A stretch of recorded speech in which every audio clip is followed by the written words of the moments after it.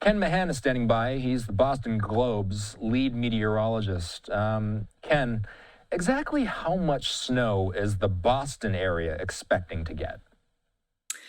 Well, thanks for having me, Austin. For the Boston area, we are actually seeing increased snow totals over the last 8 to 12 hours here.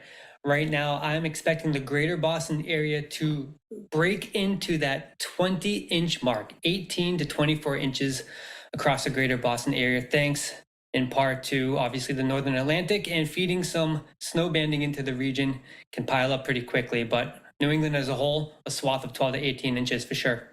For people like me who have lived the majority of their life in the American Southwest, put that number in perspective for us. How often do we see that type of snow? Well, I'll tell you, for New England, we're used to the big blockbuster storms, but we haven't seen this type of snow fall in Boston since January of 2022. So we sort of have to, like riding a bike, you have to get back out there and see what it's like again. So we are built for it up in New England.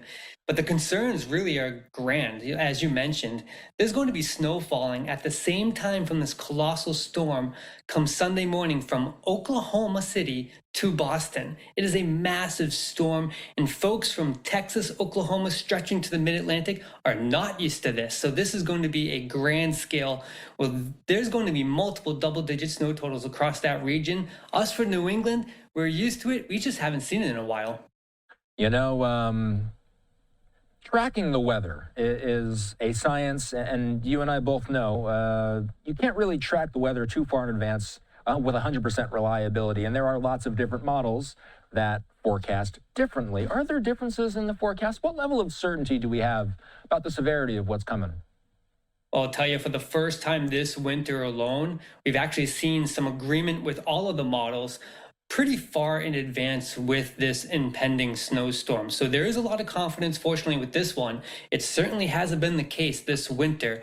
But for the European, the GFS, the North American model, numerous models in between, there seemed to be pretty early agreement across the board. The only difference really being is timing. The storm track really does seem like it's going to pass from the southern plains, stretch right through the Tennessee Valley, and push just offshore, just south of New England. But how fast is it going to move once the core of the storm reaches the ocean and taps into more moisture, which we've often seen amplify storms and pull them away quicker this winter?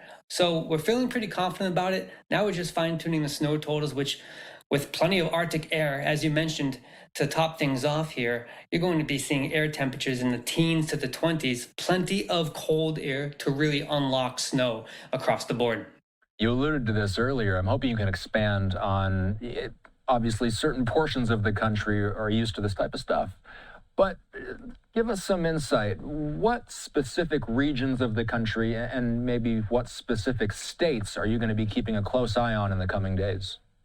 I'm really concerned for the Arklatex region, Northeast Texas, stretching through the interior Southeast and the Tennessee Valley, because they're going to experience some significant sleet and freezing rain. Freezing rain totaling up to a ½ inch to an inch, which will equivalent to that glaze of ice that will really paralyze the city in terms of travel. And then the concern for power outages. You're going to be talking about snapping tree branches, crashing down on power lines, and power lines alone, seeing all of that ice accumulate that may bear down and pull power lines down to the ground and leave hundreds of thousands to maybe millions without power for 24 to 48 hours, maybe even longer.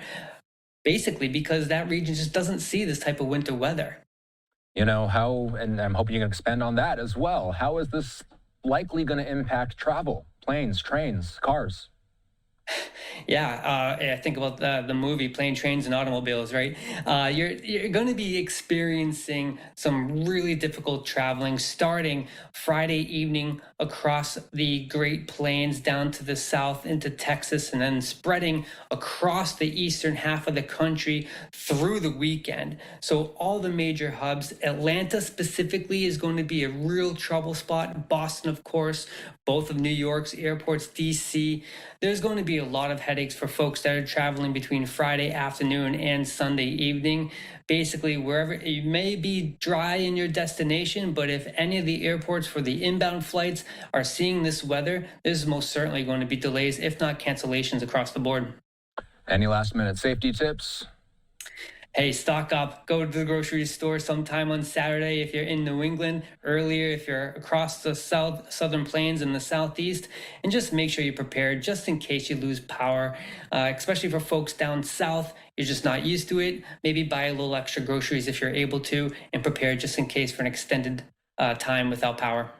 All right. Ken is the Boston Globe's lead meteorologist. Thanks for the time. Thanks for having me. Of course.